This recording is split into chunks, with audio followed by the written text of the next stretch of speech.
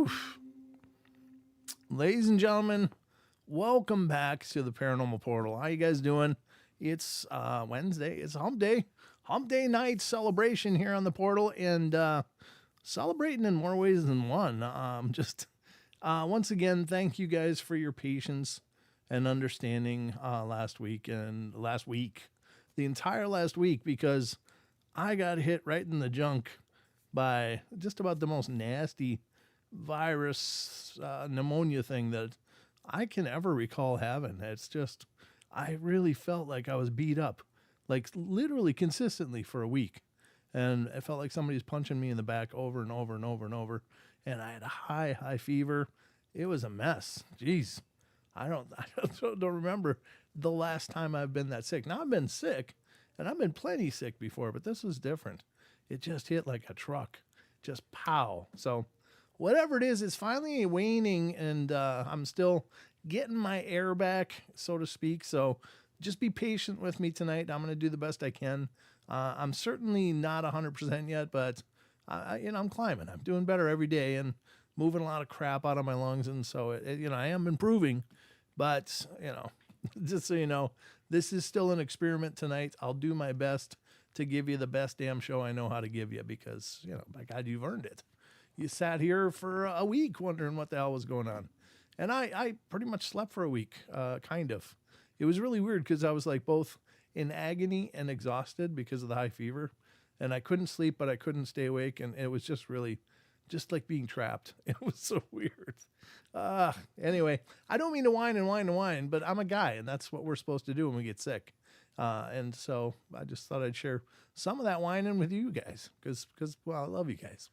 So I hope you don't mind. But yeah, well, we're getting through it. I am improving all the time, and thank you for all the love and support and kindness and wonderful messages you guys sent me. That was cool. Hey, if it's a shorter show, no worries. Well, I appreciate that, Rachel, and it's possible that if I just run out of voice, then there's nothing else I can do, and we'll cut it short. But I do plan on going the full 2 hours tonight, so Lord knows I got a lot of stuff pulled up for you guys. Oh my God, I got stuff. So we got a lot of things to go through, because I didn't quit collecting things to cover on the shows. It's just I didn't have any shows to cover, cover the material with. So that's what kind of happened. So obviously we're going to do the news here in just a moment. It is just me though. Don had to cancel tonight too. He's fine. He just had a scheduling conflict come up in his own world, and he passes on his apologies that he couldn't be here tonight. So we'll make do without him. But yeah, it would have been nice to have Don here to help carry the mantle of the portal tonight. But it's okay. We'll get through it all the same. And then we're going to get to, God, I don't know. Let's see. Yeah, well, I think we're going to get to an article dealing with haunted houses that we've been working through. And then we're going to get to the cryptid corner, because I got a ton of stuff. I know Lon's been going crazy on Phantoms and Monsters, putting up these incredible articles and such. And I haven't really had a chance to go through Sasquatch Chronicles, but I've got a ton of stuff on Phantoms and Monsters that really is just incredible. So we'll go through as much as we can get through tonight, and we'll get as far as we get tonight.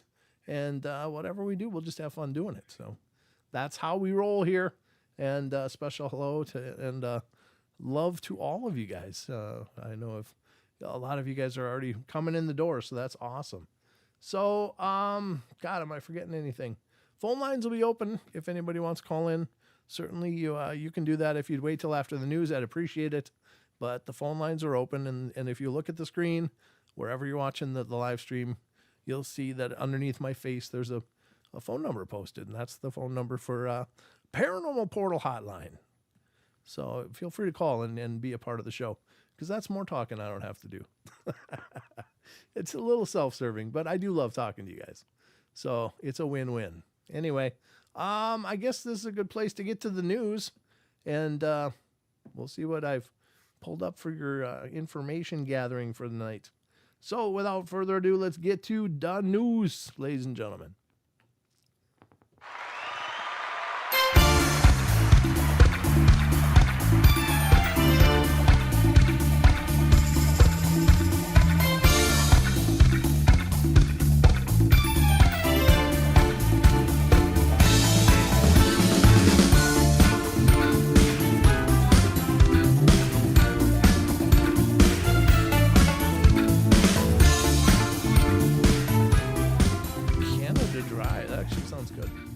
ginger ale does sound good. I should have planned ahead, but no, I didn't. I do have water, and I just drank a tea a little bit ago, so I'm doing pretty good though. And thank you, SoCal Squatcher says, we love Paranormal Portal. Well, we love you too, brother. Thank you so much. I appreciate that a bunch.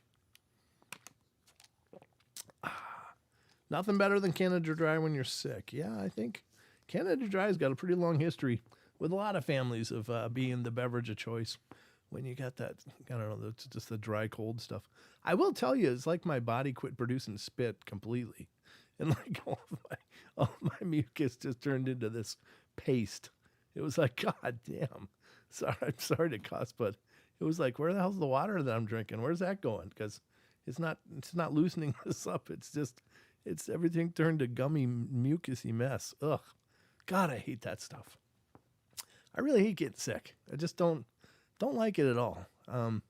I know that I realize that I think that probably it's a necessary thing for our bodies to go through once in a while, because I think we probably do really cleanse a lot of stuff, biochemically and maybe what's the other word I'm looking for? Biochemically. We'll just go with that one because that was a really big first word. I think that it probably is a necessary cycle that we need to endure, just because our bodies are constantly replenishing, renewing, and being exposed to all kinds of carcinogens and pathogens and such. And so one of the ways that we do that, I believe, this is my own personal belief, and it's not based on any medical opinion, so take it or leave it, but I think that we do get, yeah, it is, isn't it? Oops. Sorry. Yeah, you're dealing with one cylinder out of 6. Yeah, the screen was black. But I think that we probably push some of that crap out during these times of illness, and that's just a part of our body's cycles. So, yeah. Well, it's dark everywhere. I was just trying to save some electricity, guys. Come on.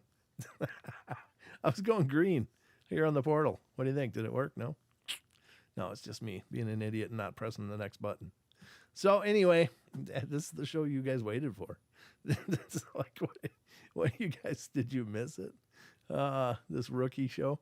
I have a fun time doing it though. But anyway, that's my belief about being sick, is that it's probably necessary for our biorhythms just to cleanse, to purge, to kick stuff out. And I think that it does serve a higher purpose. It sucks. It just sucks. So nobody likes being sick, but I guess if it does serve a functional purpose for our bodies to purge and to cleanse, then it's worth it. But it just sucks. Anyway, still going off on it. Pedialyte. It's great stuff too. I've heard of people using Pedialyte. I never really thought of it because I just think of toddlers and bottles. But yeah, I guess it's probably just really good at replenishing the body's electrolytes and such. But is it that much different from like a Gatorade at that matter, or maybe less sugars? I don't know. Anyway, let's get to the news. I've pulled up a few articles of newsly information for you. Hopefully you find some of this interesting, and you leave here thinking, God, I did not know that. So let's see what I got for you. The first article up tonight is from unexplained-mysteries.com, which is a site that I've utilized really heavily here on the shows because literally they're doing it about as well as it can be done out here on the web. At least this is the best site I've ever found. And I hope you guys will go to this site and support them. Check out the many offerings that they have that we never talk about on the show, but there's just so many layers and layers to unexplained-mysteries.com. And I would really love to know that you guys are supporting that, because these guys are doing this and they're doing it on their own blood, sweat, and tears. So anything you can do as viewers helps them get paid, because every visit generates some kind of ad revenue. So help out these sites when we cover them. All right, so this one is coming from, again, unexplained-mysteries.com. This article is metallic egg-shaped UFO was kept at Area 51, claims whistleblower. Now, I hadn't heard this new whistleblower coming up, or is this the same one? Is this Grush again, or who is this? Excuse me, got a cough. All right, so it says a defense aerospace contractor has recounted the experiences of his great uncle who once worked at the secretive facility. Ever since Bob Lazar first came forward about what he saw at Area 51, the base, which was situated within the Nevada Test and Training Range, approximately 83 miles north of northwest of Las Vegas, has become synonymous with stories of black projects and reverse engineered alien technology. Now, Eric Tabor, who has worked as a defense contractor for 13 years, has come forward to reveal what his late great uncle Sam how do you say that? Urquhart, who had worked as a contractor at the base, saw and heard during his time there. My great uncle served in the Air Force for 28 years, E8 rank equivalent to a first sergeant. He told Mail Online in an interview, and he told me he worked at Area 51 from 97 till 2014. According to Tabor, Urquhart had been mostly reluctant to talk about the specifics of his work until one day when they were chatting on the back porch, he had decided to reveal the details of something that a senior EG&G engineer had told him about, an object that had been allegedly recovered intact in the desert by the CIA in the 1980s. The senior EG&G engineer described it to my uncle that it was an egg-shaped, about the size of an SUV, smooth and seamless, metallic looking, silverish gray in color with no color control surfaces. No flaps, no inlet, no exhaust, and no writing or symbols on the outside, he recalled. These are the best and brightest engineers you can think of. They tried to no avail to figure out what the power source was, how to activate it, and how it works. They tried to induce electricity to it. The engineers were allegedly unable to even penetrate the exterior of the craft, making it impossible to access whatever was inside. After a great deal of effort, they were eventually able to acquire a small sample of its hull for testing and determined that it originated from beyond the Earth. In the end, the object was shipped off to another base, and his uncle never heard about it again. Sam said the American people would probably never get to see it, said Tabor. Yeah, I don't think we're going to see a lot of things unless they land in our yard. That's in this whole spirit of transparency. I don't think we should be holding our breath waiting for them to roll out the newest UFOs that landed. I just don't think that's going to happen. And I think anybody that's holding on for that kind of a disclosure, you're going to be wildly disappointed for a long time, because I just don't think that, the current construct of information and information gathering and retention in our politospheres is absolutely insanity. So if you're waiting for the government to just open their books, you're in for a long, disappointing sit. So that's my position on it. But what do I know? Nothing. I don't know anything really, but I just think that we have enough examples in our current and recent histories to suggest that even if they were mandated to tell us stuff, they're not going to do it. They're going to find a reason not to. They're going to find 50 reasons that they don't have to. And it's all going to be under national security. And that's all they need, those magic words. Boom. End of discussion, reclassified. But anyway, what do you do? It's at least something. At least there's some information still trickling out. I don't know anything about this guy or his family claims. I don't know. I mean, has it been corroborated at all? I have no idea. But it's out there. It's another person apparently trying to come forward and trying to bring some light into this dark, murky, topic, I guess. But it is all interesting nonetheless. So let's get back to the rest of the news, which I guess that was the first one. Yeah, that was the first article. Yeah, I'm going to be a dry mess here pretty quick.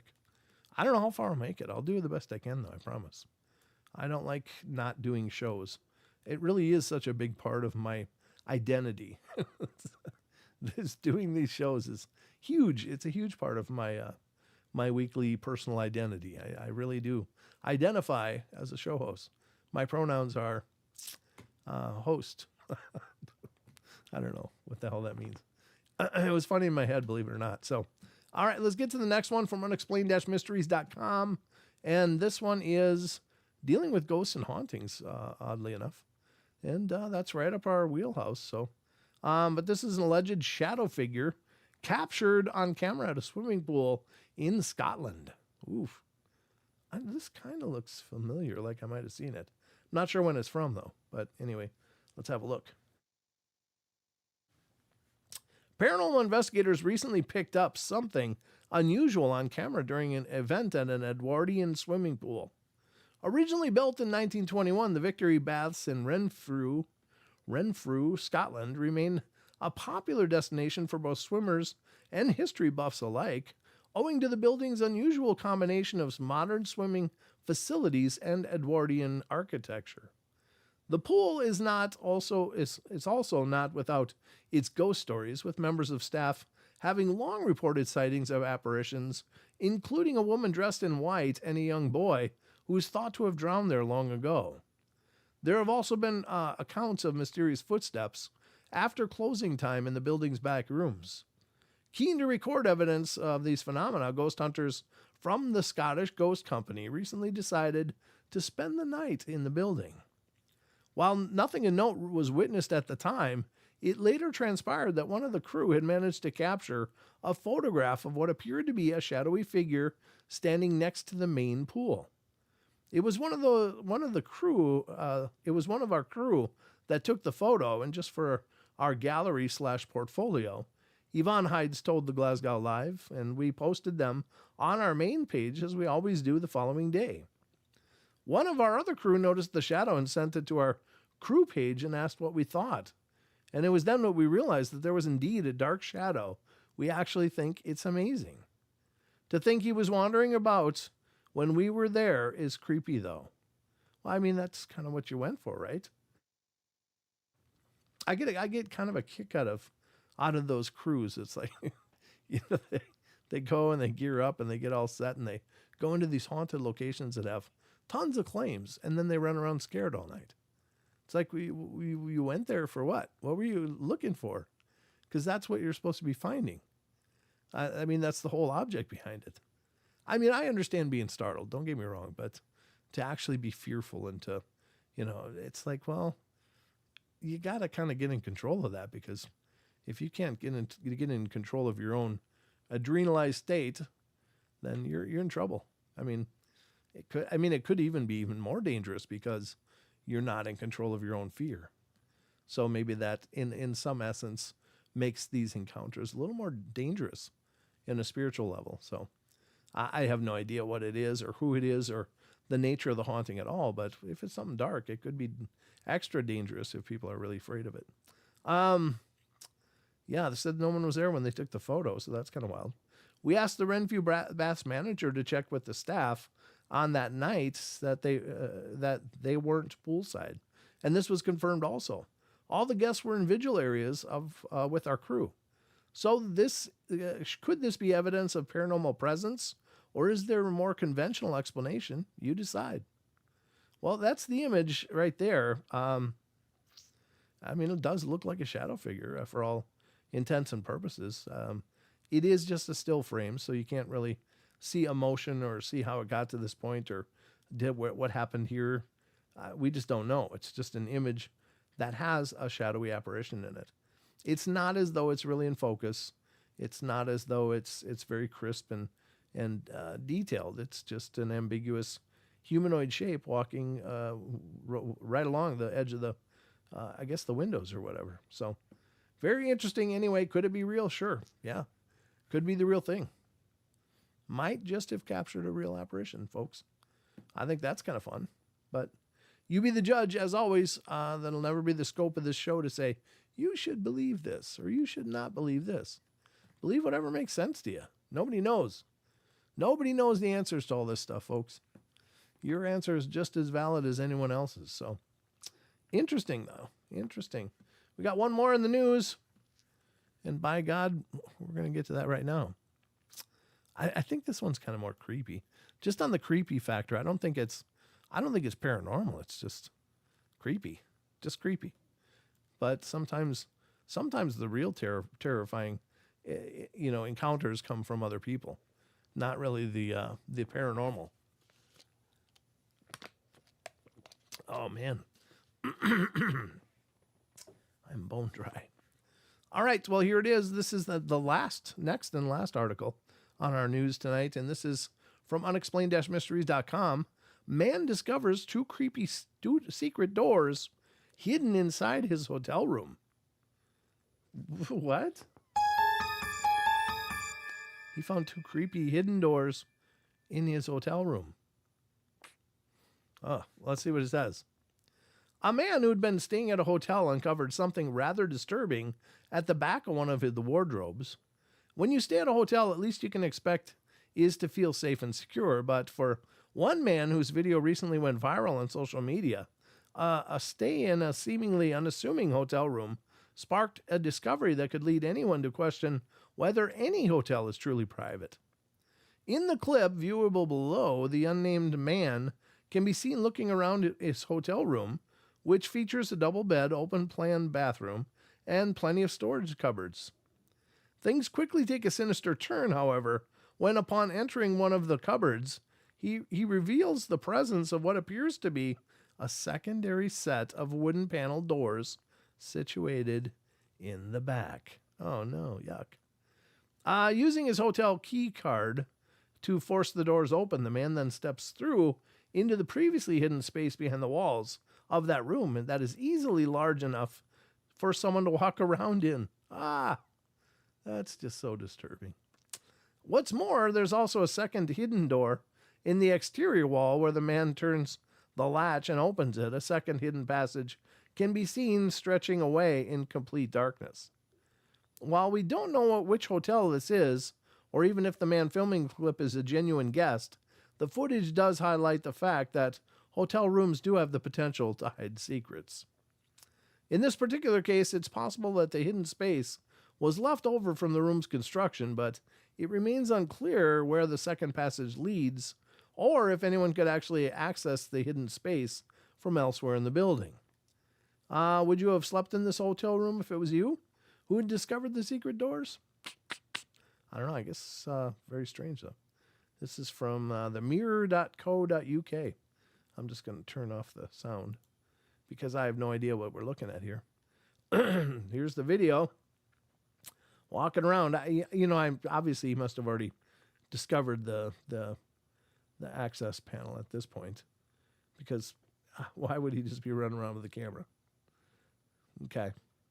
There's the bathroom. That was one cupboard. Look, another cupboard. Oh, yeah. That's a little creepy. Okay, a little wedge and open with the key card, and there's access, and there's more access. That's got to be intentional, though, right? Oh, God, look at that. Wait a minute, what? Wouldn't you see somebody through those glass blocks? I mean, wouldn't you? Oh, yeah, there you go. That's enough to make you check out in a hurry. This part is weird, though, because when he's actually on the other side, here, he kind of pans over, and I'm going to go a little bit further first, though. Here, this part, he pans over, and you can kind of see they're not a wall. It's a glass block. So you'd see any kind of light change back there. So if somebody was walking around, you'd see that if there was light on enough to, illuminate that space. But, I think that's interesting. But when he peeks in and goes around the corner, you can see that, literally the person doesn't really have like an unobscured vantage point, because he would be looking through that glass block too. And that's certainly not just transparent. It's translucent, but it's not transparent. That's the creepy part. It's like, where the hell's that going? I don't know. Weird stuff, folks. But I know it's a big business now. People are selling these little cameras or these little scanners that you take into hotel rooms and look for hidden cameras and stuff. And I think, God, I don't understand that, because I know there's a thing called voyeuristic tendencies in some erotica and stuff, whatever. It's one thing to just imagine and play around with ideas, I guess. But if you're actually activating on that and you're actually taking those steps, that's where it just gets ugly, scary, quick. It's like, what are you going to do? Just sit and watch somebody have a poop? I mean, what's your whole game plan at that point? What the hell's wrong with you? Just stop. Just stop. That's so weird. So weird. Well, there's an ad. Found an ad. But anyway, you be the judge. I think I'd be definitely getting my refund and leaving a few reviews all over the internet on that one. But that is creepy as hell. There you have it. This has been a production of the Paranormal Portal News, folks. Let's get back to the rest of the show.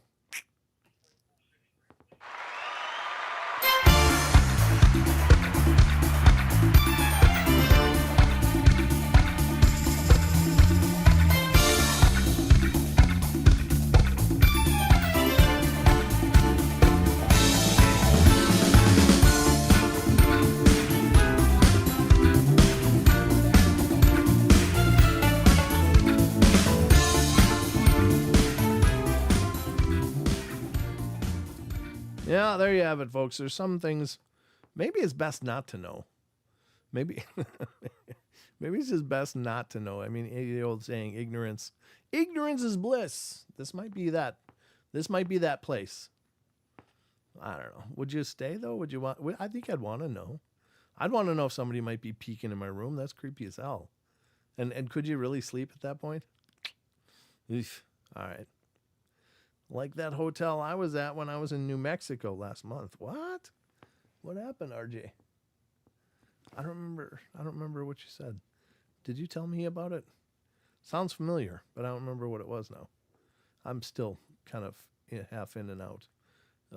But if they missed the first 5 minutes of the vacation, they've missed out. Yeah. Well, I tell you what, there's never a shortness of strange and weird stuff in the world. That's for sure. And sometimes it's the real stuff.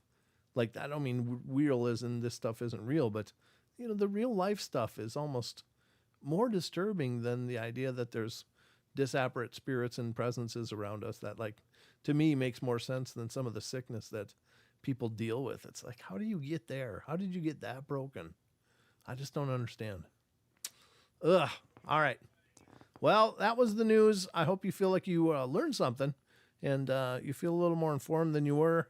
Maybe you're walking away with a whole new tool set of understanding. I don't know. Just throwing it out there.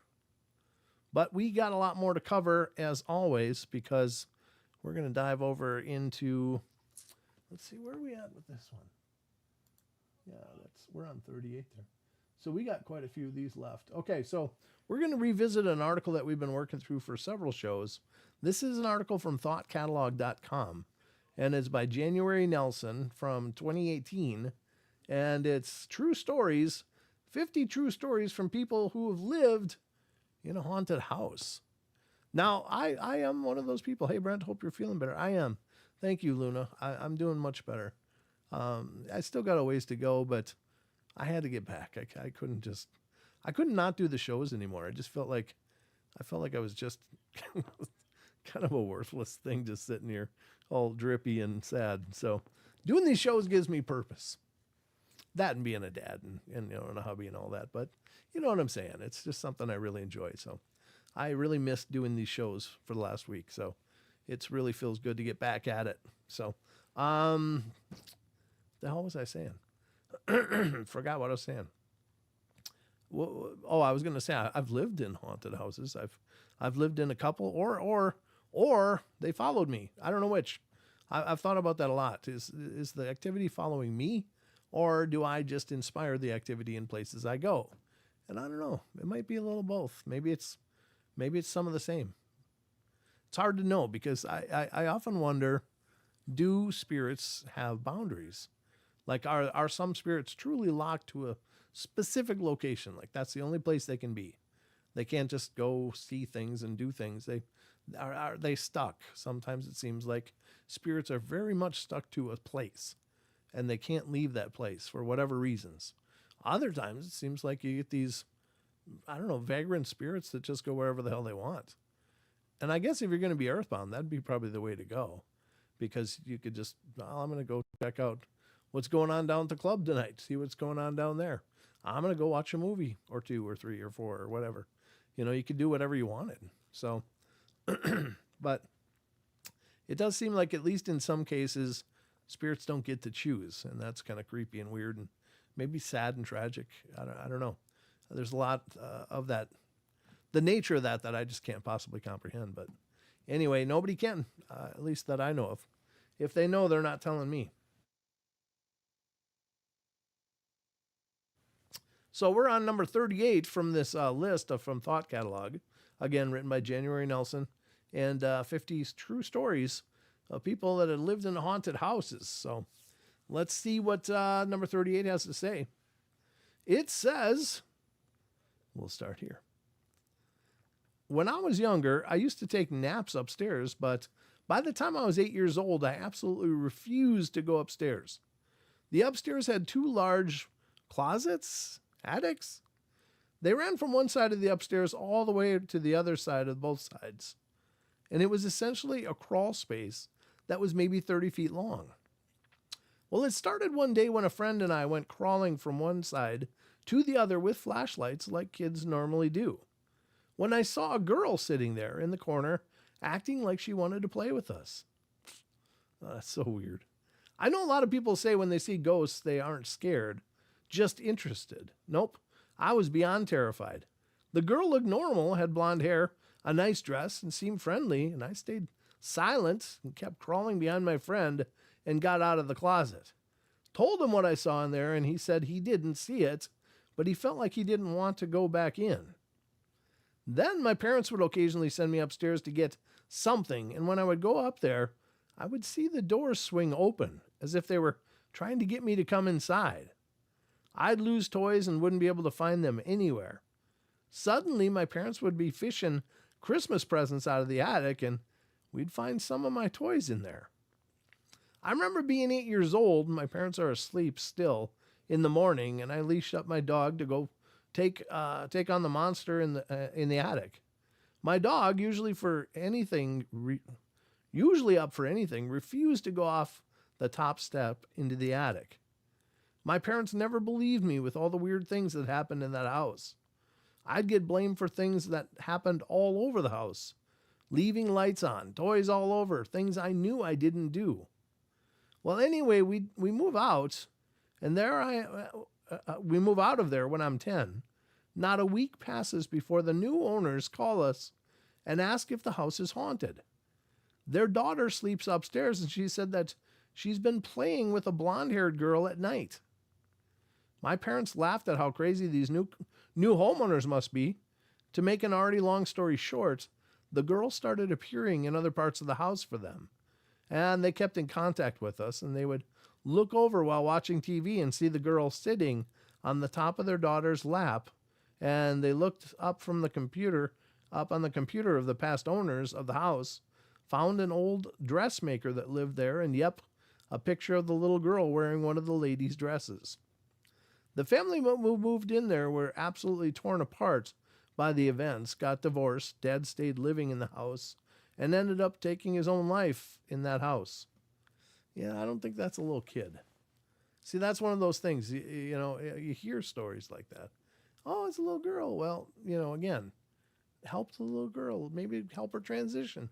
Maybe she's stuck, afraid, alone. But it's not a little girl. It's just trying to tear people apart. And it's doing it in appearing like a little kid is just an elaborate form of predation. It's not, I just don't buy that there's a lot of kid spirits. I just don't. To me, that for that to be the case, there'd have to be something really, really wrong with the whole eternity thing. That it just doesn't make sense to me. But what the hell do I know? I don't know anything, really. But it just doesn't make sense. I think if you see a kid spirit, you start with, that's probably not a kid spirit, and maybe you end up being surprised, and it might be a kid spirit, but I don't think that there's as many kid spirits around as people would suggest. I just don't. I think that those are more than likely something else, appearing to be kid spirits, just to get you to lower your guard, to open your heart, to let them in, so to speak. But again, I can't know that. It's just what feels right to me personally. All right, so let's go to number 39. This is a shorter one. My father-in-law died. Really? My father-in-law died. Let's try that again. My father-in-law died. I just can't read. I'm sorry. Bleh. My father-in-law died before my son was born, so he never met him. When we moved into our new home, my son would often be laughing in the middle of the night by himself. No biggie. Kids will play with anything. One day we're finally putting pictures up in the house, and once I put up the picture of my father-in-law, he said, "Oh, Mommy, why do you have a picture of the man that comes and plays with me at night?" He'd never seen a picture of my father-in-law before. Aw. See, now that's a beautiful story. That's a complete opposite. That's a beautiful story. It's like, well, yeah, that's the stories. That's the way things should be, right? If for whatever reason you weren't able to be there in body for your child, then maybe you should be able to just come and visit and play and help that child transition and grow. I mean, that to me seems just perfect. But anyway, it's still sad because, of course, it's not the same, but at least it's something. All right, number 40. One recurring incident involved hearing the voices of my family members who weren't home. Sometimes I'd wake up to hear my parents fighting, or my brother and one of my parents, but would find myself home alone when I went to go check. And it would usually occur on the opposite floor as I was, upstairs if I was downstairs, and downstairs if I was upstairs, and would stop right when I got onto the same floor. One time was different, though. I was brushing my teeth in the bathroom, door shut, and I heard one knock and my dad saying my name in a strange and teasing voice. When I opened the door, he wasn't there. And when I asked my mom where he was, she said he'd went out to work hours ago. He was a lineman with crazy hours.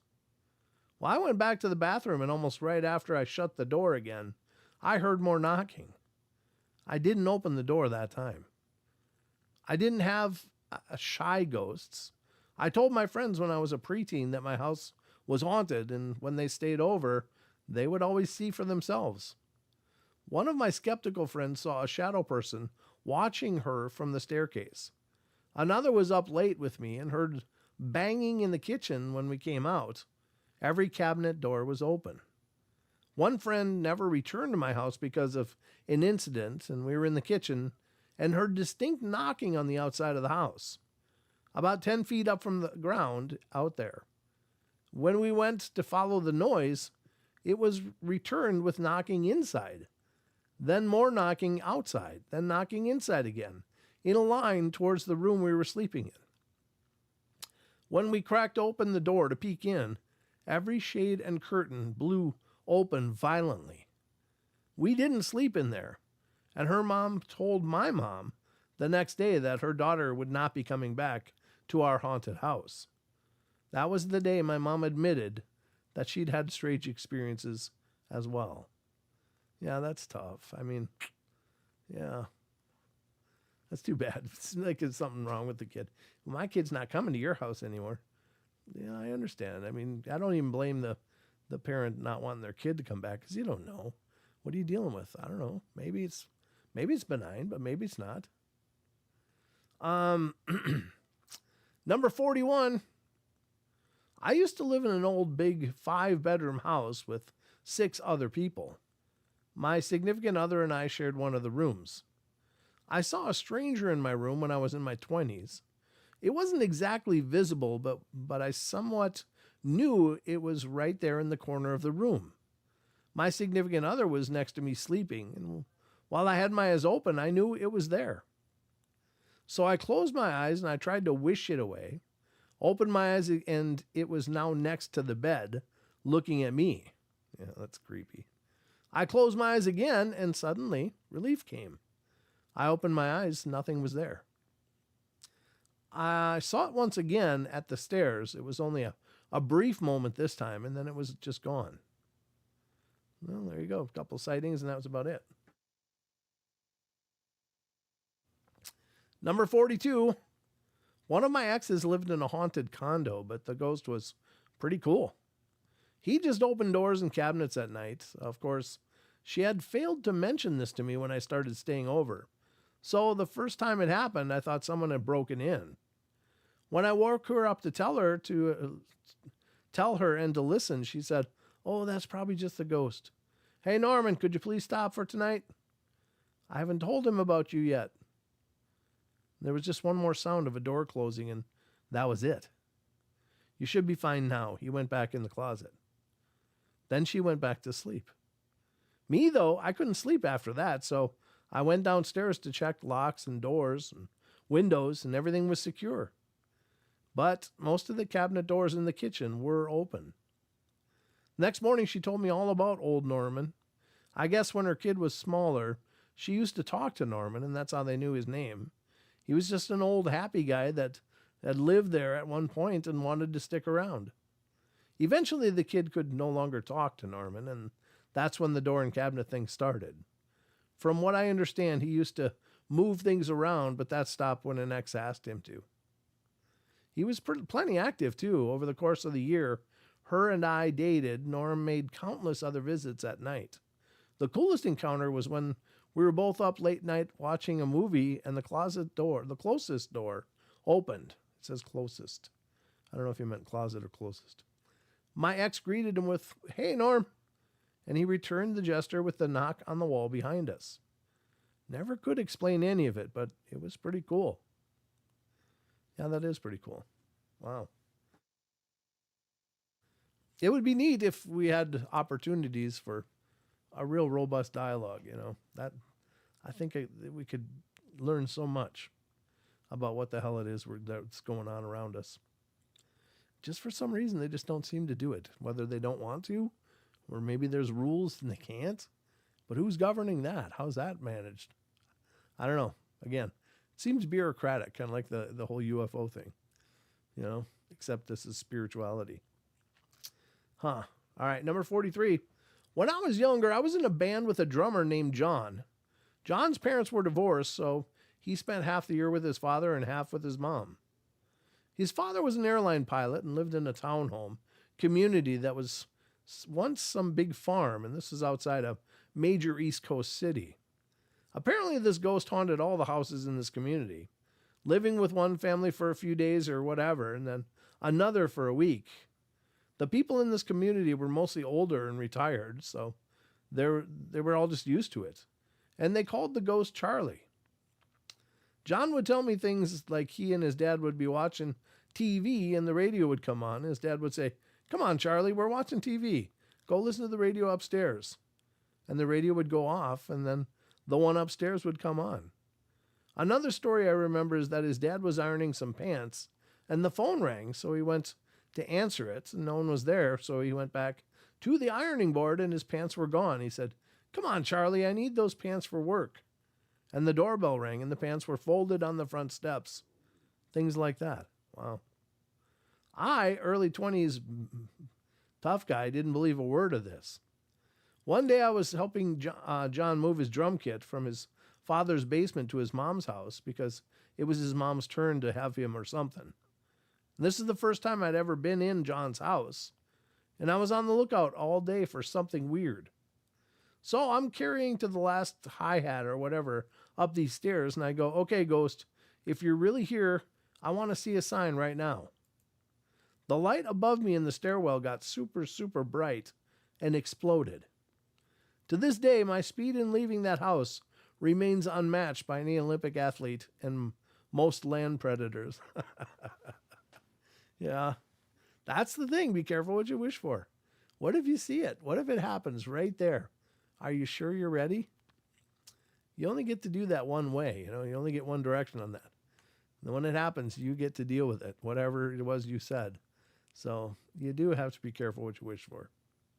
I think I'm going to stop there, number 44, and finish that up on Friday nights. I think that'll be the play. Oh, sorry. I'm just hanging on for dear life here. Hanging on for dear life. Won't look down when I open my eyes. I think that's Saya. I think I was singing Saya.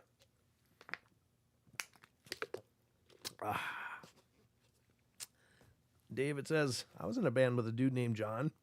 He was kind of an ass, so that was that. Yeah, I've been in a Been in a few bands with some pretty big egos. Maybe I was one of the egos. I don't know. I didn't think so, but maybe I was. Maybe I was the big ass and they were putting up with me, but it didn't feel like it. I like to dress grunge. Yeah, I think that's comfy. Nice flannels. Is this what you're talking about? Is this grunge? I don't know. You know, I've owned this zip up sweater for God. I must have had it for 20 years or better. Yeah. I'm doing okay, Maggie. Thank you. It is catching me up. This is the most exertion and focus and reading I've done. Talking is the most talking I've done consistently in well over a week. But yeah, keep singing, Brent. Yeah, you don't want to hear me singing. I will say though that with this illness, it didn't really hit my lungs in the same manner. Usually my voice goes right to Darth Vader. Boom. Like it's always, anytime bronchial stuff is going on, it's always making me sound like this. You know, you guys have probably heard it through the years of me doing shows. And I always say I sound worse than I feel because it really does. It doesn't really bother me that much. It just makes me sound like crap. But you wouldn't believe the things that I'm coughing up. It's like, oh, gross. Just gross. And apparently a lot more to come. I don't know how far down I was, man.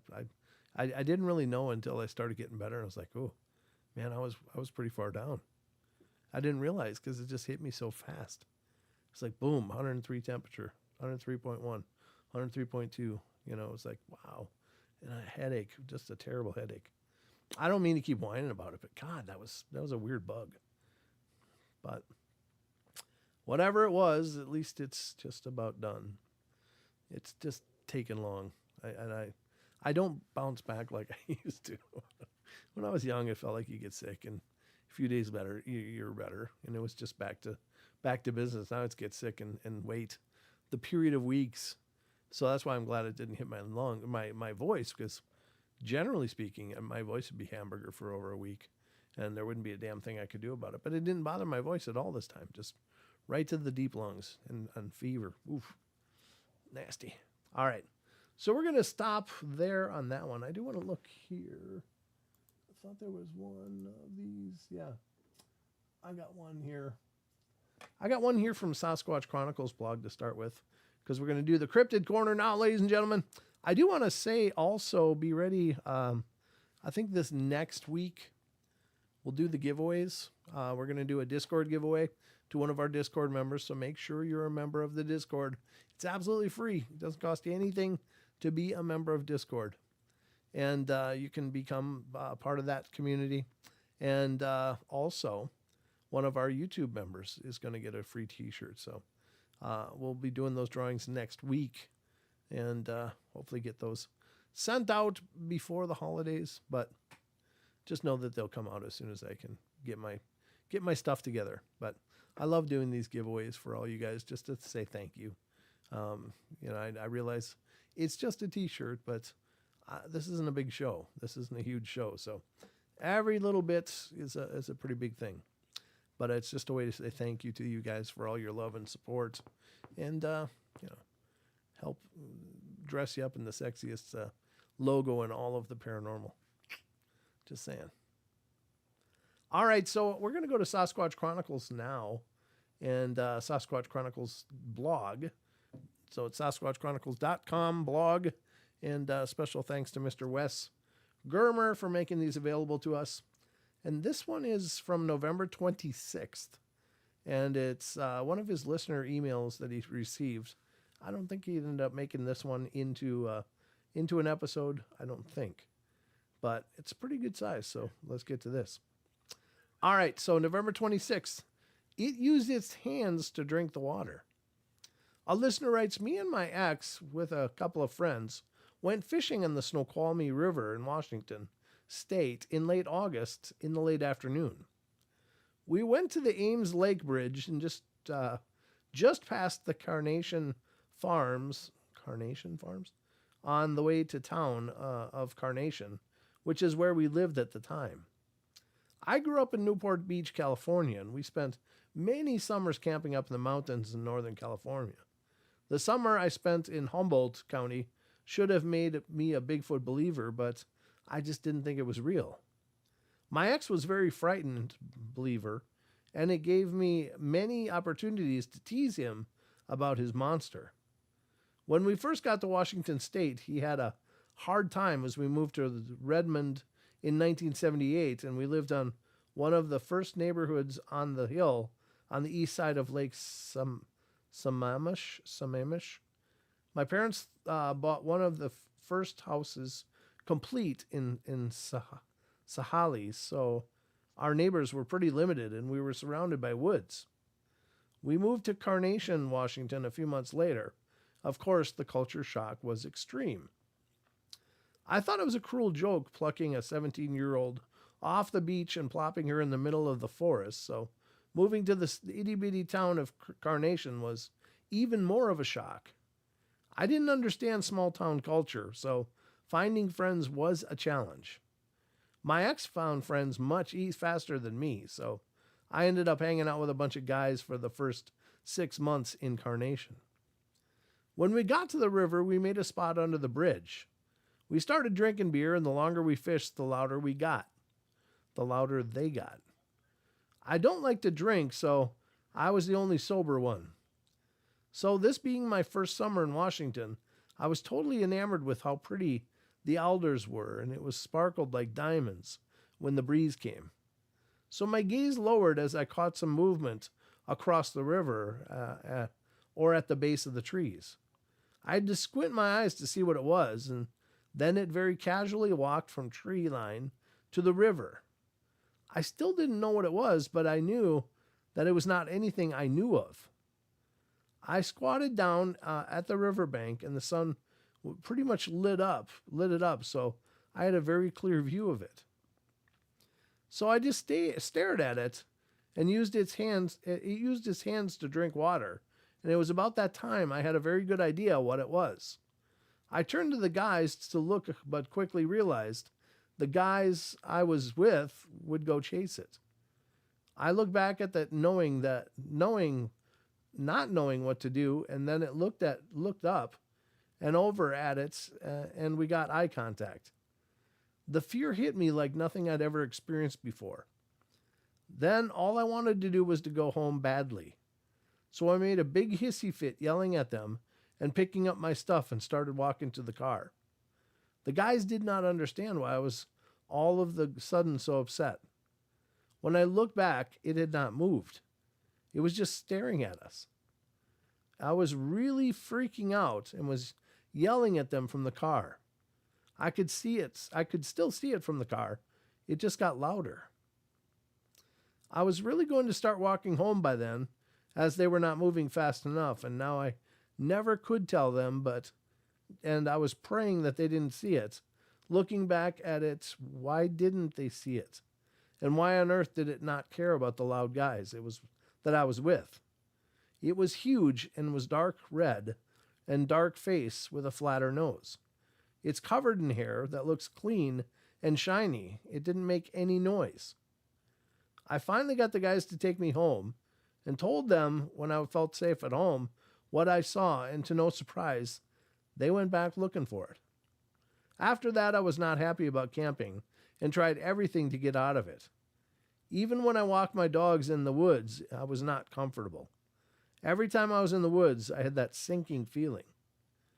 I think it was an animal. I have to have had my share of paranormal stuff, so to me, it's a living animal, and from what I saw there's nothing paranormal, just abnormal from anything that I have seen.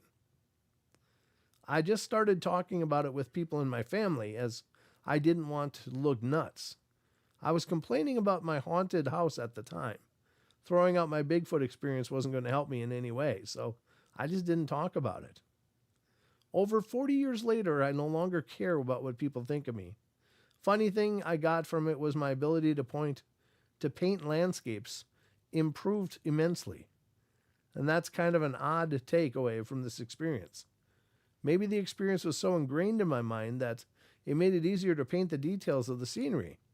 I don't know if that was the reason my art improved so much, but the timing was quite coincidence for me. That's interesting. So Are these experiences transformative? Could it unlock hidden potential somehow like that? Why not? It stands to reason, sure. Maybe you look at things a little differently after that. Maybe the attention to detail of seeing something like that just makes everything jump to life more. That's really cool. Yeah, I haven't seen Chucky either.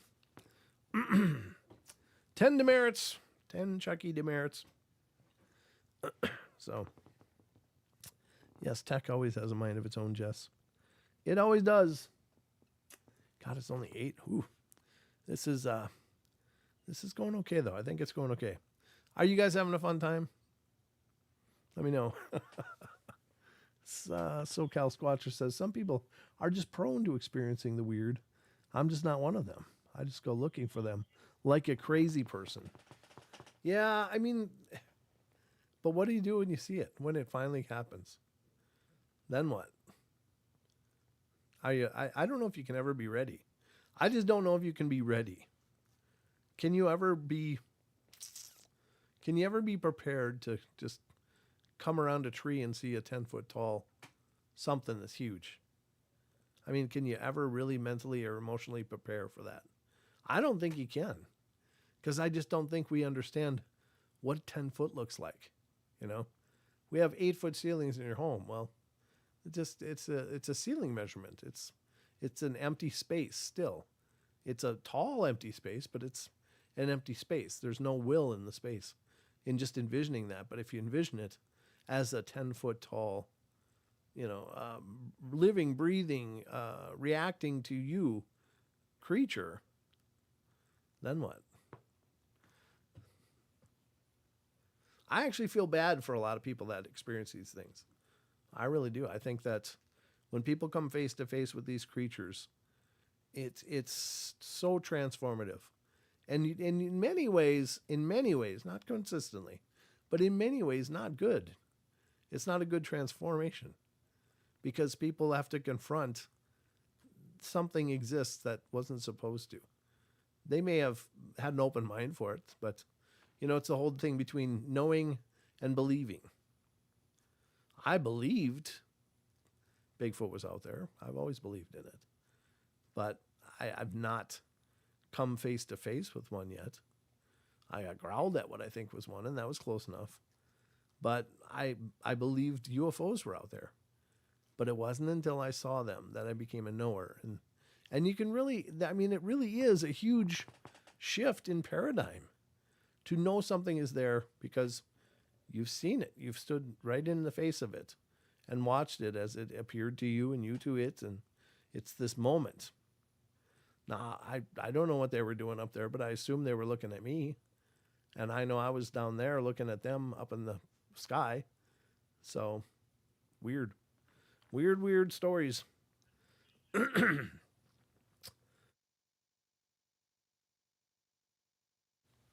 There we go. Oh, God, that tablet's always falling. Ah. All right, let's continue here. So that was Sasquatch Chronicles. Thank you, Wes. Appreciate that a bunch.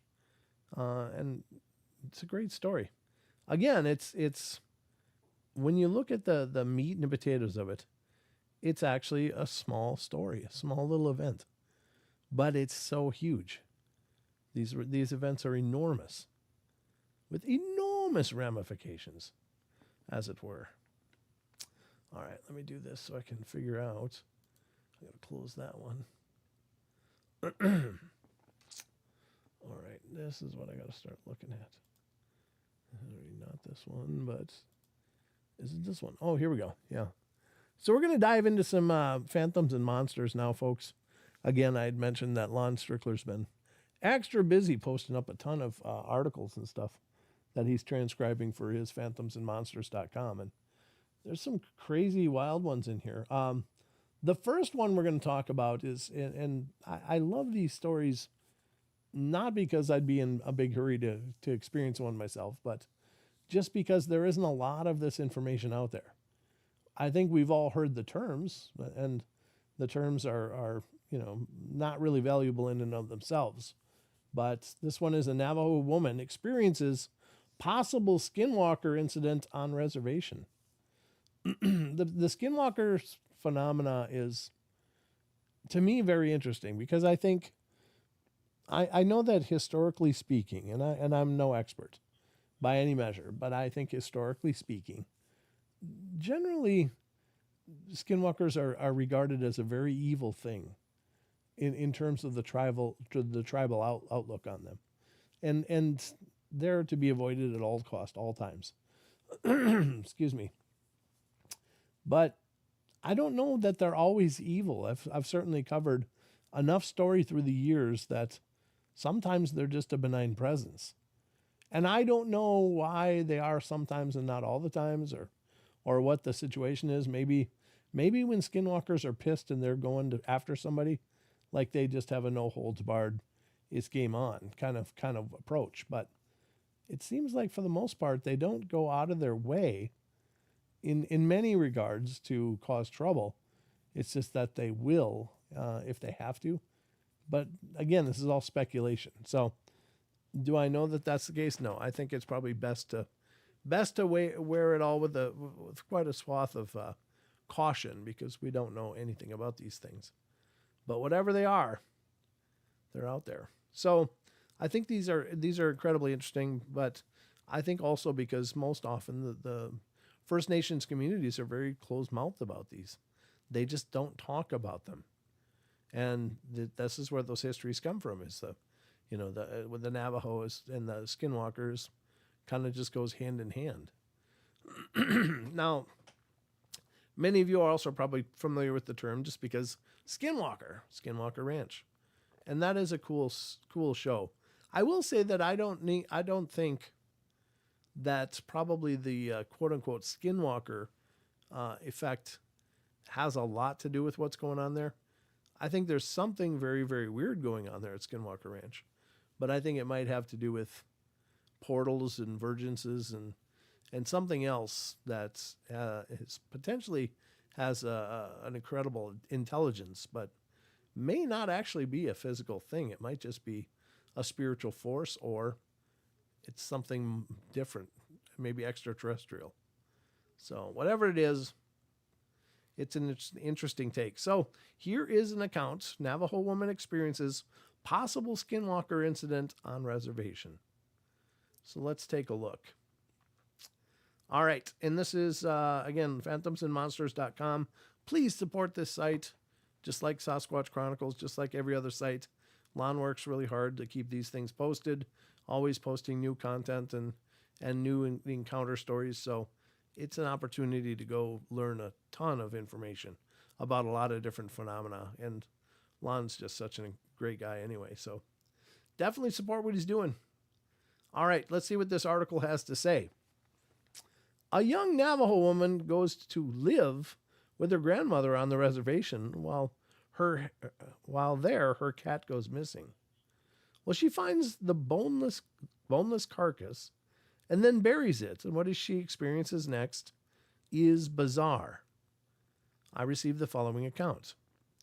I'm an 18-year-old woman who lives in New Mexico. I'm Navajo and half Mandan, Hidatsa. And I've been curious to see what other skinwalker stories are about, and I can kind of relate. Hold on, I got to get a drink.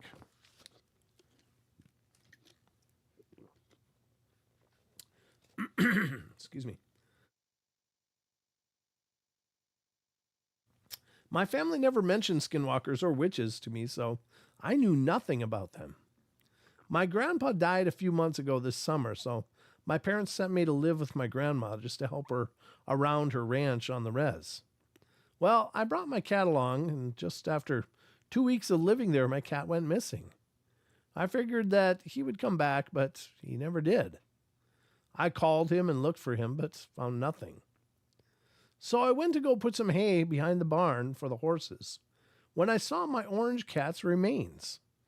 I thought maybe something attacked him like a coyote, so I picked it up and saw that there were no bones, just skin, and the outside of his fur was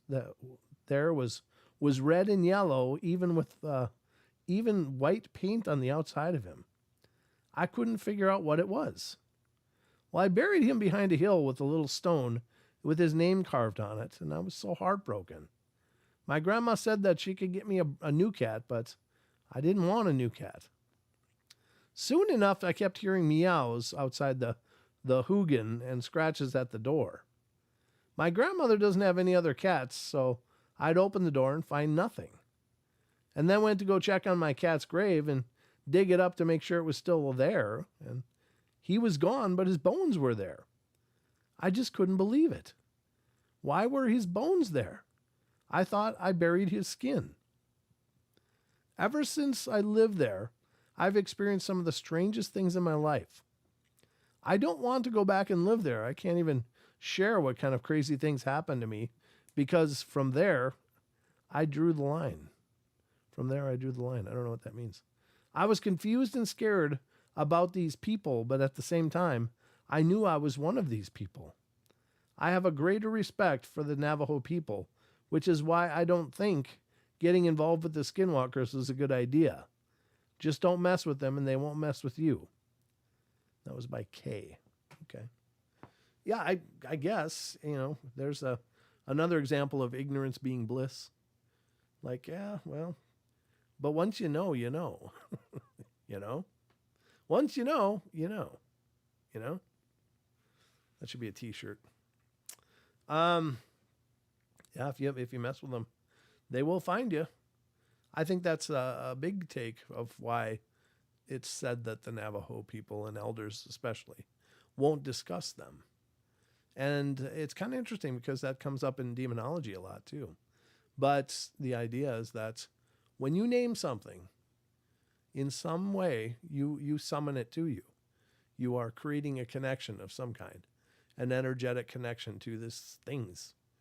And perhaps it works the same for paranormal investigating. Like if you're looking for ghosts, maybe you're creating a connection and maybe summoning some of that activity just because you're interested in looking for it and finding it. So is that what's going on with these?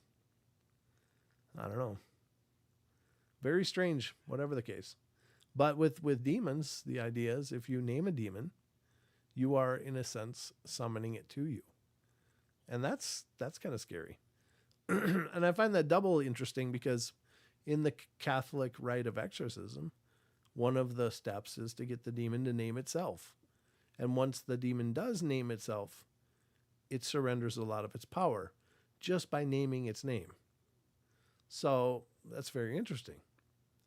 Something about the vibration of a name can have these profound ramifications on the phenomenon, on the enigma itself. So I think that's incredibly interesting. Very interesting stuff. We do have a phone call. So let's get to this one. And this is area code 432. You're on the air. Hey, Brandon, it's RJ. RJ, how you doing, man? That's pretty good, man. I want to give you guys a little bit of info on them skinnies. Okay. The Inga Lucid, what these guys are telling me back whenever I was on the res, whenever I was helping them out, is they are people. Okay. They are humans and stuff like that. But in old tradition, most medicine men will spend their whole entire lifetime to learn the ability to transform into to shapeshift, to be able to help other people out there and stuff like that. Okay. And over time, with some people who try and learn it and stuff like that, with frustration and all that stuff, and not being able to do that, then these dark entities will come in and be like, "Hey, we can show you how to transform like we do, but it's going to come at a price." Oh, okay. Okay. So it's basically, the whole entire, making a deal with an evil entity and all that stuff. Wow. And most of the stories, it is like how you guys read up of the sacrificing of a beloved one and all that. Okay. But what they told me too is that each nation has its own version of the skinwalker thing. Oh, really? Okay. Yeah, and supposedly that they're not able to go outside of their sacred mountains and stuff like that. Oh. They can only influence around the area. So imagine like the Navajo Nation, how big it is, and all those sacred mountains around it. Right. You know, they can only go that far, unless somehow, some way, they could get the ability to learn the language and all that stuff from the spirits of those other regions and stuff like that, to be able to leave outside of the res to go and do their thing. Oh, that's interesting. So the power of the words is based on the place. Yes, and they're Wow. what they told me is like one of the guys, whenever he was clearing out family member's house, they found skinwalker regalia inside of it. Ooh, okay. Wow. So they had one in the family. Yeah, Is they that's had one in the family and stuff like that. wow. And supposedly a few of them know where there are people that still live in the res, but they don't give out their name or info and stuff like that, that they know what they have done. Oh, wow. That's Yeah, creepy. but I they showed me a few caves where they have meetings and stuff like that. And on some of these caves and stuff like that, there's pottery there that connect to the Anasazi. Really? Yeah, and yeah, there's a lot of stuff and all that that they taught me. Like 99% of all the videos you see online of skinwalkers and stuff like that Yeah. are not really skinwalkers. They Okay. could be like doppelgangers or any other type of Okay. shapeshifter.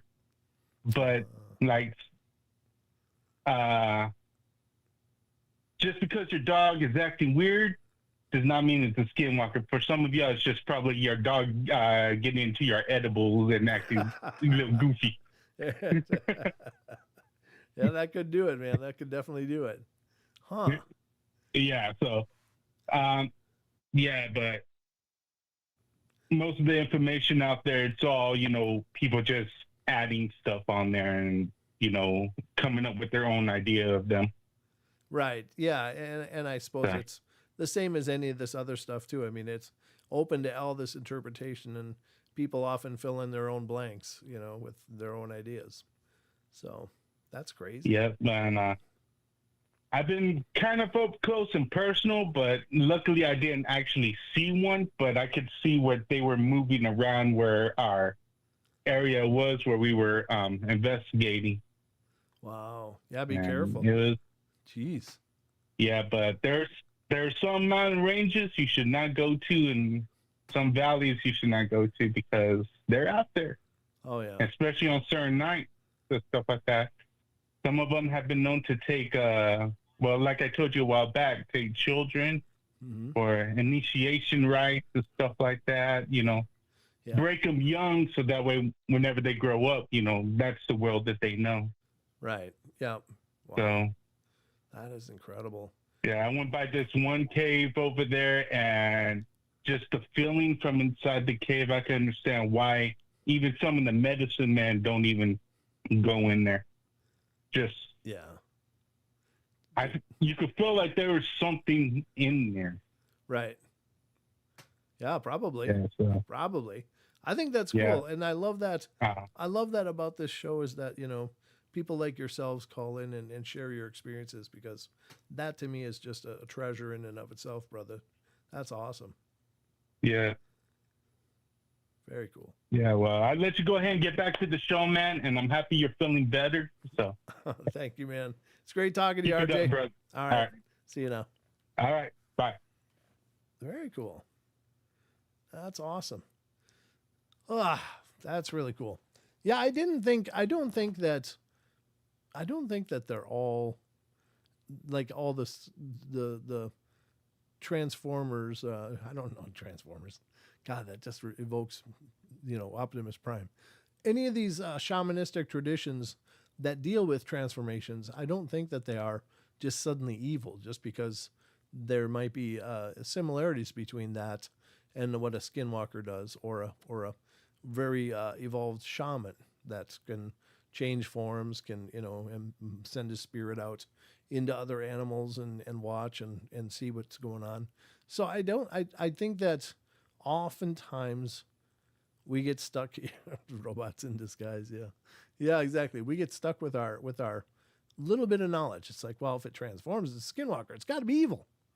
Well, no, it doesn't, because there's actually shamanistic traditions the world over, from the Aboriginals in Australia to the yogis and such of the Asiatic countries and so on and so forth.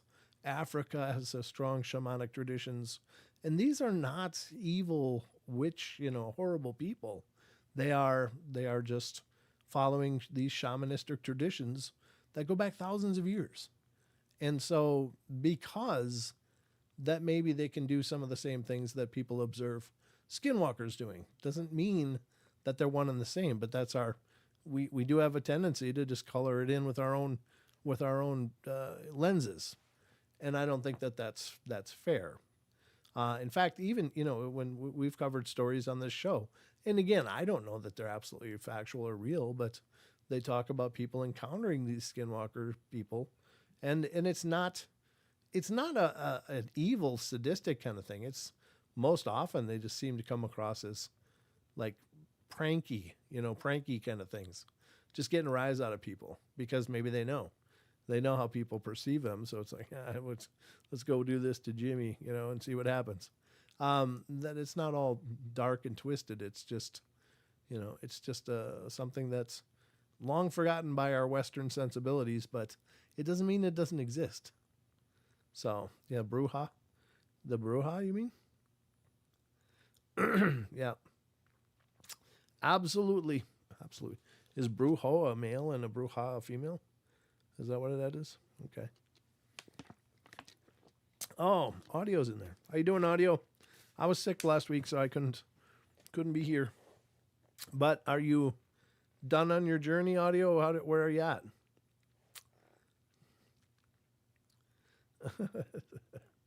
That's funny. Well, if you missed, audio called in a couple weeks ago, and he ended up he was all lonely and stuff, and just as he called in, it was just perfect timing. A little white kitten showed up, and I guess has been with him ever since. So that was very serendipitous. That's a very cool story. Okay, you cut it short because you found the cat, remember? My sister came to refuel me, and I went ahead and took him home. Oh, that's beautiful, man. I mean, you did great. You did great. Don't feel like you didn't complete it. You did more than 98% of people would have ever done. And I think it's a very powerful, transformative experience. Larry Portal.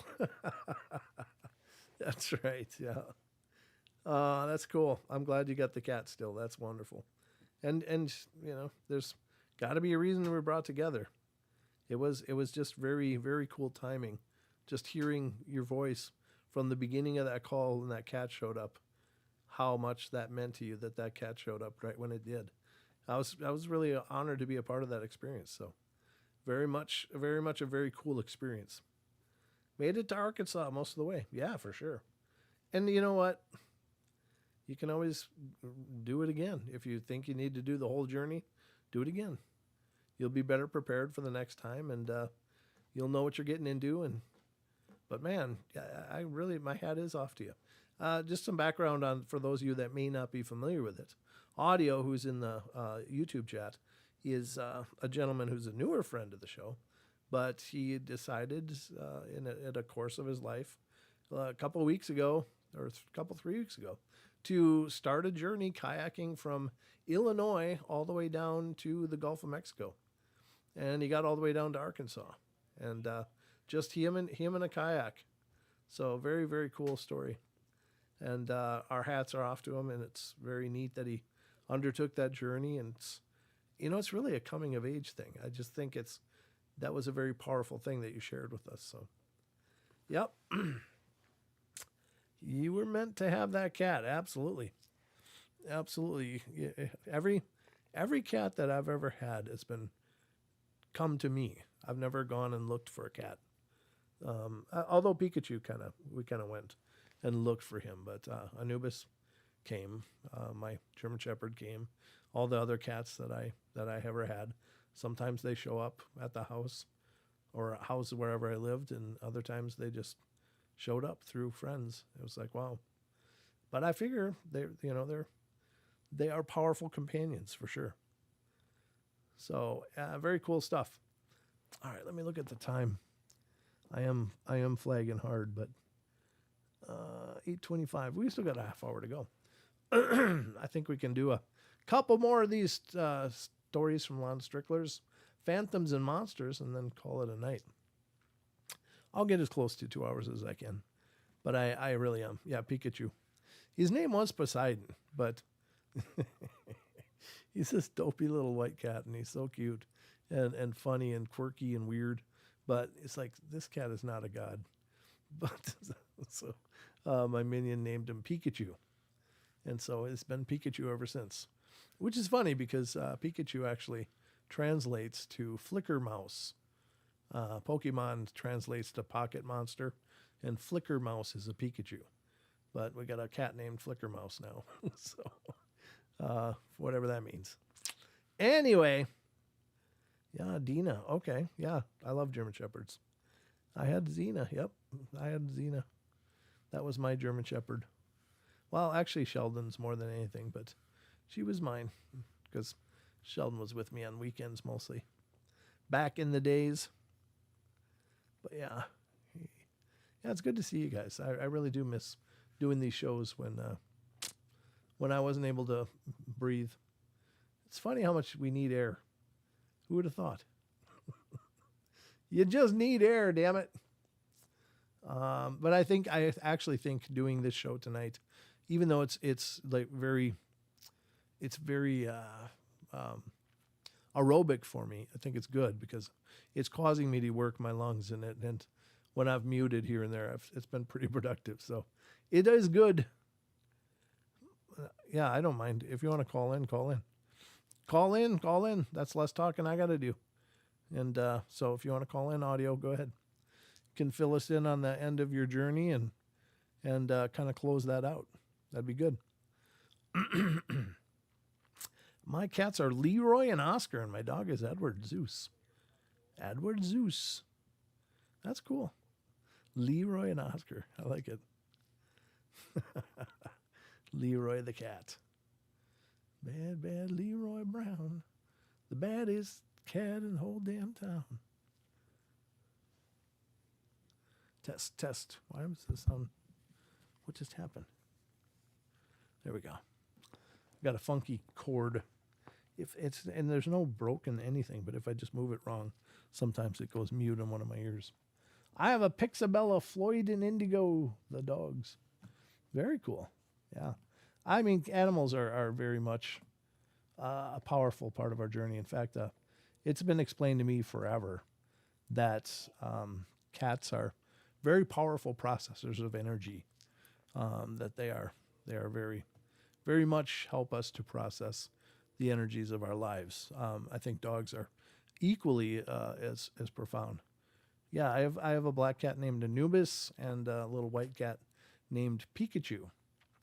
So, yeah. And it's funny because Anubis, of course, is a jackal. But anyway, I don't know. Just had a cool name. I thought, it looks kind of like a regal cat. He's a big, fluffy snuggle master. But, yeah, he's a quirky little weird one, too. All my pets are weird. I mean, they're in a good way, though. But they're very unique, individualistic animals. They're not just the canned pets that, a lot of people have. They are these weird amalgamations of personality. Very strange. Very strange. All right. So Unknown, are you calling in? Audio, are you calling in, rather? Or no? Okay, I'll just start reading. If you call in, we'll get through the story that I'm reading, and then you can talk to you. Excuse me. All right, Bigfoot chases and attacks boys in Bell County, Kentucky strip mine. Wow, what are you doing in a strip mine? Well, a strip mine is more of a I don't know, it's like terracing. Like they just strip all the ground down. It's not like tunnels. That's right. Okay. So they were in a strip mine messing around. A group of boys on four-wheelers are riding on an old strip mine road when they notice what they thought was a huge stump on the road. Well, the stump moves, and then all hell breaks loose. Yikes. All right. It says, I received the following account. Hello, sir. This is a story told to me by a good friend that I go to church with. I know 100% that this is a true story. I'll do my best to tell it the best that I can, but as you read it, it will become clear why some of the facts are hard to find and get to. I've spoken to my friend a few times about this and at great length, and the event is totally amazing to say the least. This took place in the late 80s in and around Hutch and Colmer area of Bell County, Kentucky. This area has had many Bigfoot encounters / stories over the last 50 years. Well, as the story goes, several teenage boys were doing their normal thing around here, teaming up and going four-wheeler riding on the old strip mine roads and logging roads. And this is a normal thing around here and a fun thing to do on the weekends. Some of the four-wheelers had 2 boys per four-wheeler in total, and there were around 5 to 8 people in this riding party, maybe a few more or less. Well, as they're going up one of the strip mine roads, they see what they at first think is a big stump on a ridge, but as they get closer, the stump is moving. The road they were on went towards the big thing. As they got closer, it started coming towards them. And of course, they hit the gas on the four-wheelers and tried to hurry past the massive creature. At this point, the Bigfoot really starts chasing the four-wheelers. The Bigfoot cuts down the ridge to try to cut the boys off. The first few riders make it past the area where the Bigfoot is coming to, but my friend's brother, who's on the back of a four-wheeler with 2 people on it, are at the end of the riding group line. And well, this Bigfoot makes it to the cutoff point at almost the same time as the last four-wheeler and the 2 boys on it. The Bigfoot makes a grab for the boy on the back of the four-wheeler, and this is my friend's brother. It either grabs him slightly or the four-wheeler, not sure on this, but one or the other, and almost rips him off the four-wheeler. But due to the speed, they rip loose from the Bigfoot. Of course, these boys are scared almost to death about this, and all these years later, it's very hard to get them to even speak about it. I talked to my friend about getting his brother to tell even more of the details, but he said he can't hardly talk about it without breaking down and crying as it was so terrifying. Yeah, I can't imagine. Because you got to wonder, what is it grabbing him for?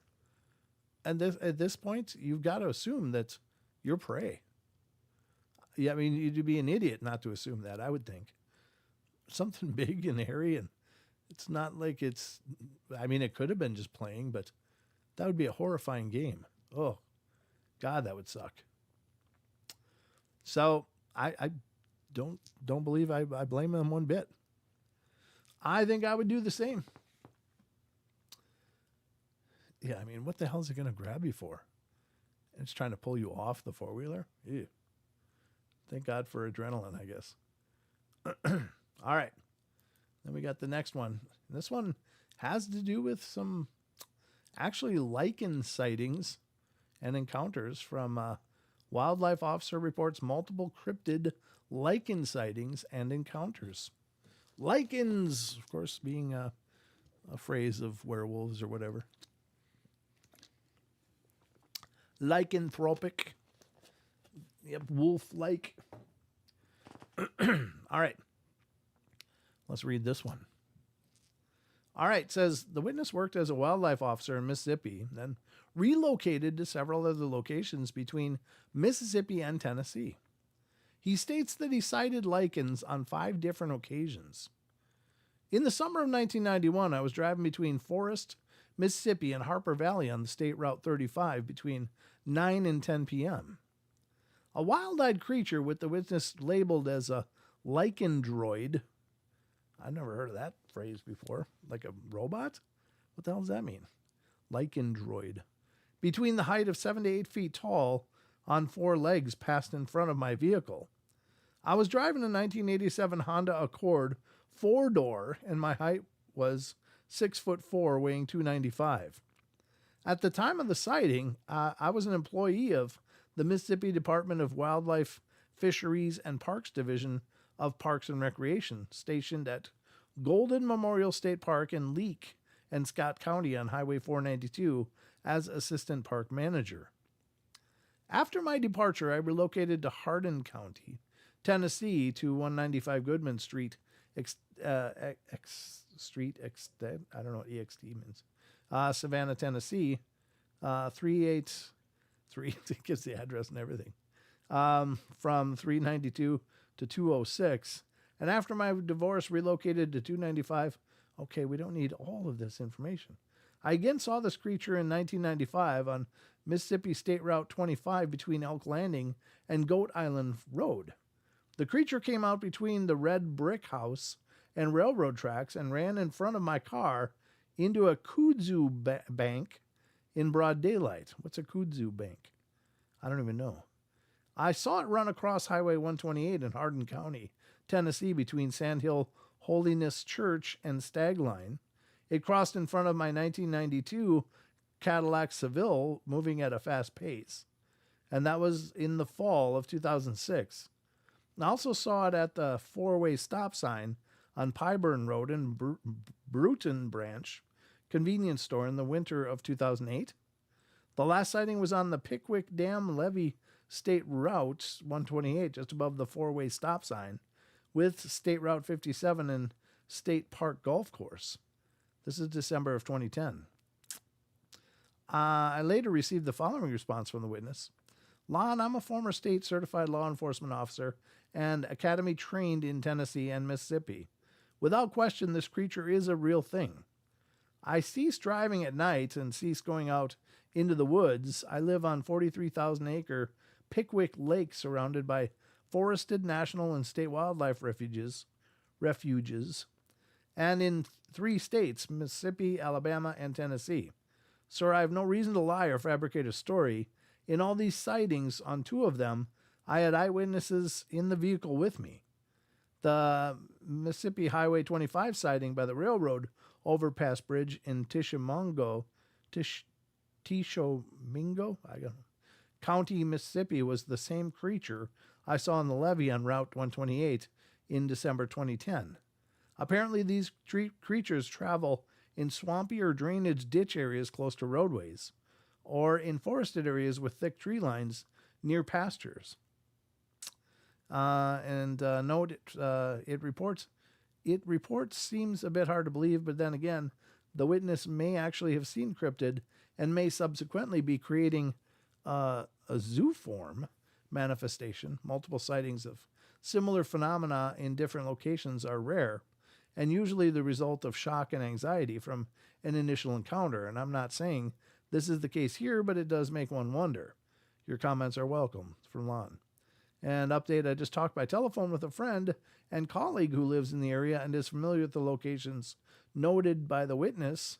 This friend had an odd sighting about 25 miles from the witness' initial sightings, namely a large hairy being with a long snout. As well, he verifies that the area is known for strange phenomena. If I receive any further information, I'll update it here. Yeah, that's interesting. What if they're not really of this world, though? What if this is more of a spiritual manifestation? I mean, you know what I mean? People see ghosts all the time. See them manifest to the point that they can't tell they're not actually there. They look like they're just as 3D as you and me. And then suddenly they're just gone. It's like, oh, that was a ghost. That's weird. So is it also possible that these things could be, in some cases at least, maybe non-physical? Maybe they're more energetic. and they can manifest just as clearly as that as well. I don't know. It seems, if that's the case, then it sounds like it's intelligently appearing to this guy for some reason. And I don't pretend to know why, but what if? Maybe. Hard to say.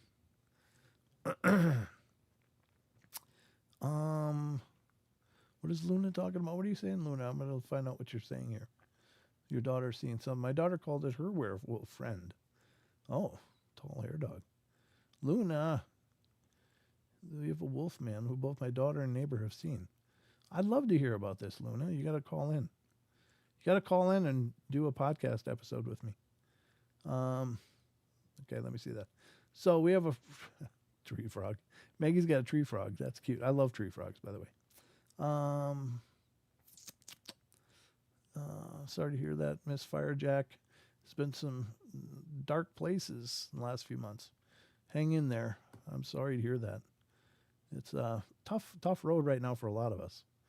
I'm just looking for Luna's things. We have a wolf man who both my daughter and neighbor have seen, and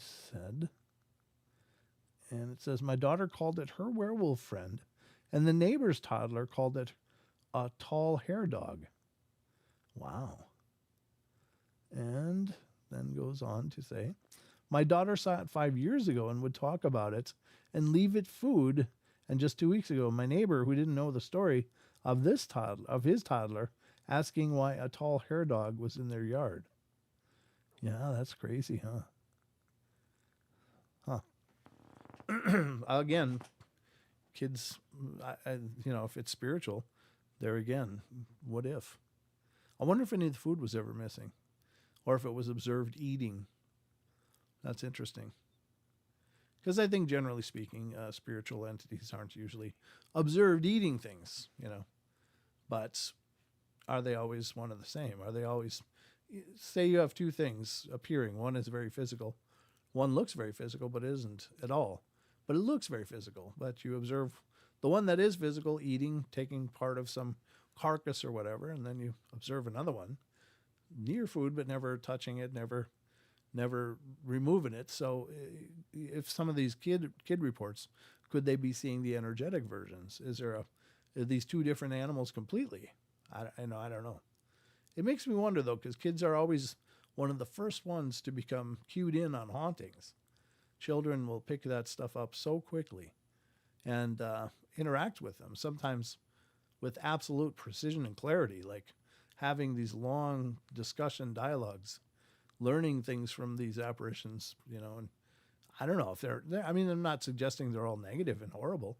I think some of these apparitions are just earthbound and they enjoy the respite of talking with a small child sometimes because it must get kind of lonely.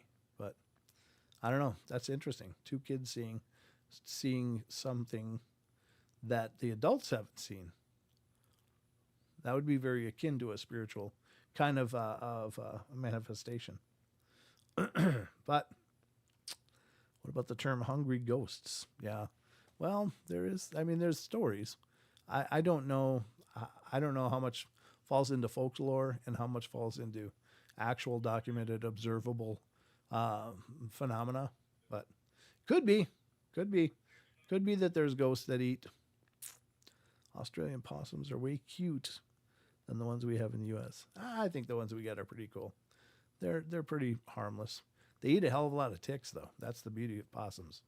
Possums will eat the hell out of wood ticks. Just leave them go. Let them chew stuff. Although they seem to be incredibly bad at crossing roads. I don't know what it is with possums, man. I guess they freeze up, right? They go possum. They're like, oh, here comes something. I'm going to play dead. And then they get real dead because they played dead. It's like, yeah, that doesn't work here. You got to evolve something a little better than that.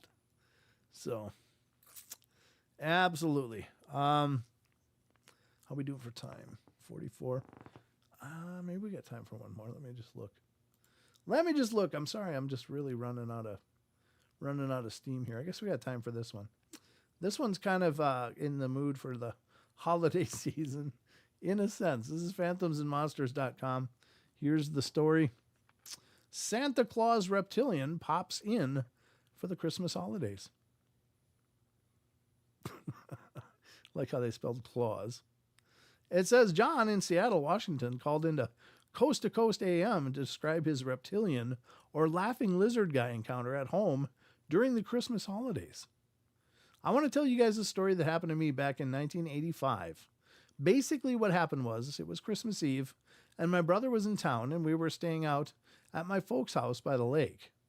He and I both had a cot in the dining room, and my mom had put out a couple cots. Everybody was in bed. I was watching TV, and my brother had gone to bed, so I turned the TV off, and my brother was on the dining room table. I noticed he was meditating.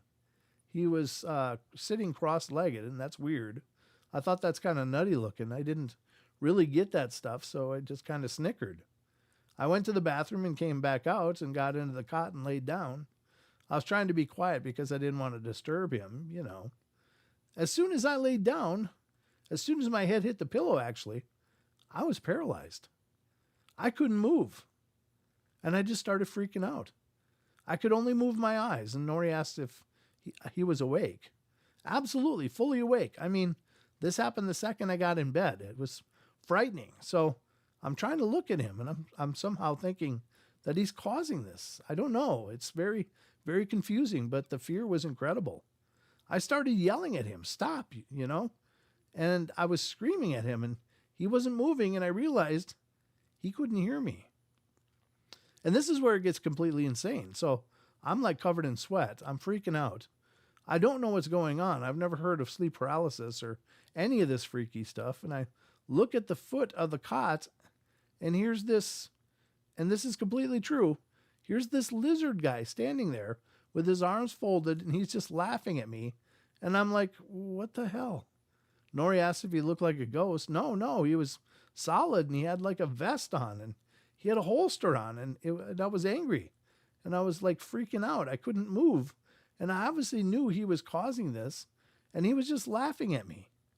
And it had an art of, and it had like an ant or like a turtle on its back, and then he just disappeared. Nori asked if the paralysis went away. And he says, instantly. And Lon's note, and the ant and the turtle on its back, maybe he was carrying a juvenile, or if it was a part of the uniform. I've previously heard of meditation manifesting an alien being. Was this a thought form? By the way, I recently read where someone's going around saying that reptilians were responsible for the disappearance of the Roanoke colony. Bizarre. Lon. Well, you never know. Someone got rid of those people. They went somewhere. But another one for the books, I'm afraid.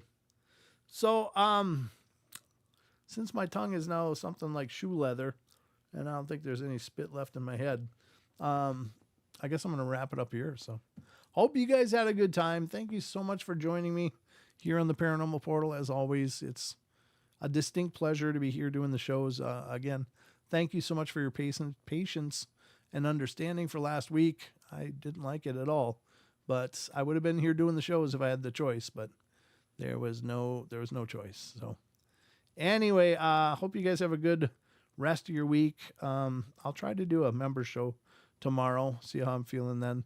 But remember, gear up for winning a t-shirt if you're a member of the YouTube channel. Next week we'll do a drawing, and next week we'll do a drawing also in Discord for 2 lucky winners, one from the Discord community and one from the YouTube members, and you could win a shirt. It could be your lucky day. So tune in for those. You got to be here to win. You know how it goes. So anyway, that's going to wrap it up for us, though. I've literally got nothing left to give you. So thank you all for being here and being a part of my journey. And remember, we love you all. Be good, be kind, be nice. Take care of each other. Help each other out. Find the magic in every day. And remember to laugh as much as you can. And I'll be back on Friday. Sheldon should be here with me. Thanks for toughing it out, Brent. Thank you, Luna. Of course, it's my pleasure. I love doing the shows. I just wish I had more to give you, but it's getting there. We're getting there. I made it a full almost 2 hours, so I think that's a win, right? All right, guys, love you. We'll see you next time. Friday night, 7 p.m. right here on YouTube or on Twitch, whichever one you watch. I'll be streaming, bringing you the best damn entertainment I know how. So until next time, be good.